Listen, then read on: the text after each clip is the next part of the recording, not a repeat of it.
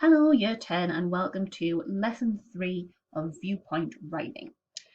Today you're going to be working from your booklet, and I just wanted to take some time to explain to you how these lessons are going to work so that you know what you're doing from this point on. So I'm looking at page 1 of our booklet, which has the contents page. And as you'll see, you've already done Lesson 1, Your Viewpoint, which you can see on the opposite page, and you've filled in that grid and thought about power and corruption and gender stereotypes in Macbeth and whether you think they're still relevant today because you're going to be writing about those topics later on in this booklet. You should also have completed lesson 2 by now, which was basically a video of me talking at you of top tips on how to do well on this question of your English language paper.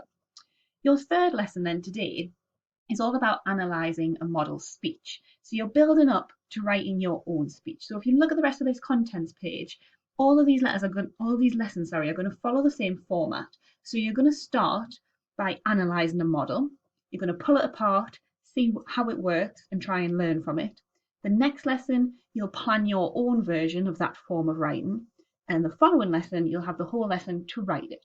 Okay, so from this point on, you'll be doing those kind of 3 lessons in turn. So analysis, planning, and writing. So if we skip forward then to lesson 3, which I'm helpfully told is on page 5, we'll see what today has in store for us. Okay, and as if by magic, here we are at lesson 3. So here is your model speech written out for you below your title. However, if you have a look at the bold instructions there, it says read the questions below before you read and annotate. So I don't even want you to have a look at all this big text that is there in your booklet before you actually know what you're meant to do with it. Okay, and the reason for that is there's no point reading something unless you know what it is that you're looking for and what you're going to be asked about it. So if we look at the page overleaf, you'll find that step 1 is just reading it for meaning. Okay, so I'm giving you 15 minutes just to read that text, understand what it's about, but crucially, what does the author think? Yeah, what is their viewpoint? Remember, this is for a paper on viewpoints and perspectives, so you need to know what that author thinks about that topic. So you've got 15 minutes just to have a read through and see if you can answer the 2 questions in step 1. So what's the author's viewpoint? What does the writer believe about power? And what are his main points?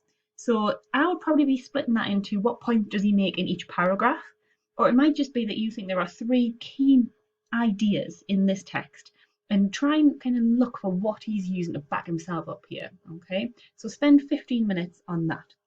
You're then going to spend 10 minutes thinking about the structure of this. So once you've gotten to grips with what this person thinks and the points they've made, so that if you're really struggling when you come to write, you can just rip off their ideas, you're also going to think about their structure, because then if you don't know how to start or how to finish your piece, here is somebody who's already done it for you. Okay, so you're going to think about how it opens, you're going to think about how it grabs our attention, and also how do you know that it's a speech? So what formal features do you see here that gives it away that it's a speech? So for example, I can see that the very first words are good morning, I am here today. They're speaking to an audience. That's how I know it's a speech.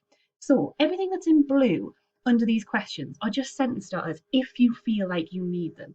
I just want to stress that as long as you can answer those questions, you do not need to use those blue sentence starters. So if you're happier just to kind of go it alone without that help, please do. It makes absolutely no difference as long as you are answering these ideas. Okay, so the next thing that you need to think about in terms of structure is how does the writer flow between paragraphs? So when I've been talking to you in Top Tips Lesson 2, I was telling you that you could either zoom out or you could do the so what approach where things seem to get kind of steadily worse and the long-term impacts. I'm asking you to think about what is that structure that's being used. So I'm asking you what he moves from and what he moves to and why he might do that. So does he concentrate on one person and then zoom out to the wider world to show that this is a huge thing that affects loads of people? Does it start with that big overview and then really hone in on somebody to make us feel that emotional connection? I think there's a big shift between paragraph 2 and paragraph 3. So if you can spot it, write about that. However, if you've got any ideas that tell me about how he moves from one topic in one paragraph to another topic in another paragraph and why that's an interesting shift, write about that on your structure question. Your final structure question is just how does it end? Basically, how do they form a sense of closure at the end of this speech? How do they tell you that they're finished and that you should start clapping? And can you find any links to the beginning? Often the best endings send us right back to the beginning, return us maybe to a rhetorical question that you've asked at the beginning by answering that question. So how do they end? Why does it sound final? And is it similar or different to the beginning? So they're your structure questions that I just want you to spend 10 minutes on today thinking about. The final task then, once you've gotten to grips with what does this writer think and how have they structured their speech, is magpieing their language. And this is going to always be in 2 steps for you, whatever you read in these analysis lessons. The first thing you're going to do is steal ideas, okay? So I want you to highlight or write down impressive words or phrases that you could put in your own writing later on, okay? So it might just be those really impressive words that you don't often use that I've footnoted for you, okay? So a lot of the times if I've thought it's quite a complex word, I've explained it in the footnotes. So you might just want to try and use some of those words that have got footnotes beside them to make you sound clever. It might just be a really good simile or a metaphor or just a really good image that you think, God, that was really good. I'm going to try and get that into my work. So literally magpieing, stealing really good ideas.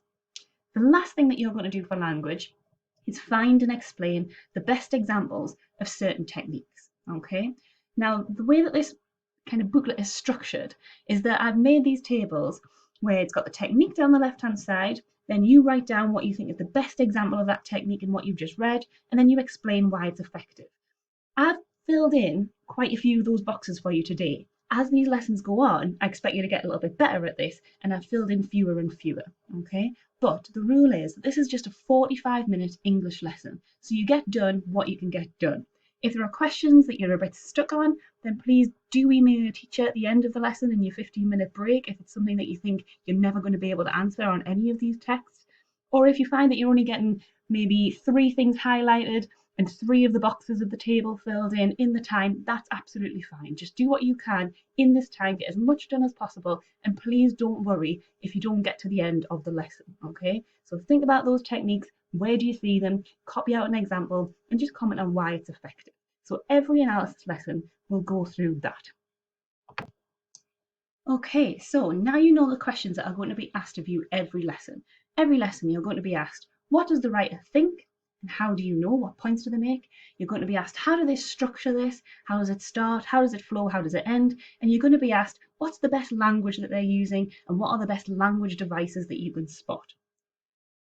What I really want to point out to you, and I'm aware that working from home is sometimes really stressful for students, and you worry that you're not getting it right, and you feel like you're at a disadvantage because you're not sitting beside somebody that you could ask, you're not with a teacher, you don't have an expert on hand.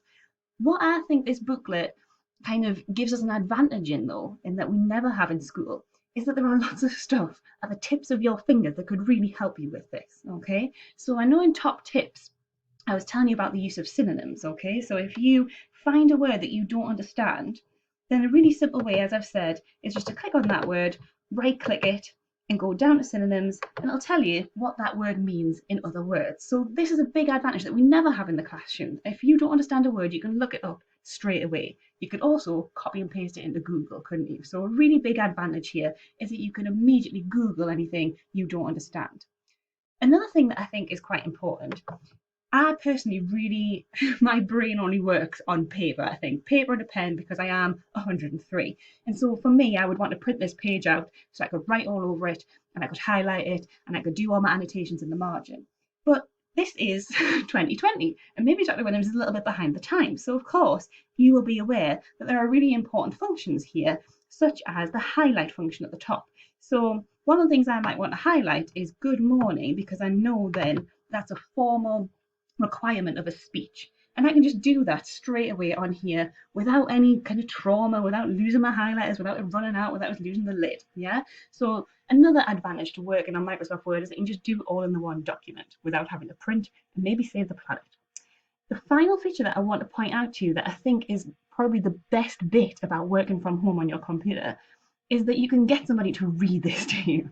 So if this looks like a lot of text to you, or there's just bits of it that don't quite sound right, then you can highlight bits of it, or indeed the whole thing, and you can get Microsoft Word to read it back to you. So, for example, if I highlight this sentence, and then I go to review at the top, there's a function here called read aloud. If I press read aloud, it will do exactly what it says on the tin and read it to me. So let's have a go at this. Brilliant. I mean, it's not the most engaging voice, but maybe it's better than reading a lot of text if you're feeling inundated. If you've had a really busy day with a lot of reading and you find it all too much, maybe listening to that speech and thinking about those questions is another alternative that you don't always have in the classroom. So I hope that helps. Those are your analysis lessons from this point on, so give it a good go. Good luck.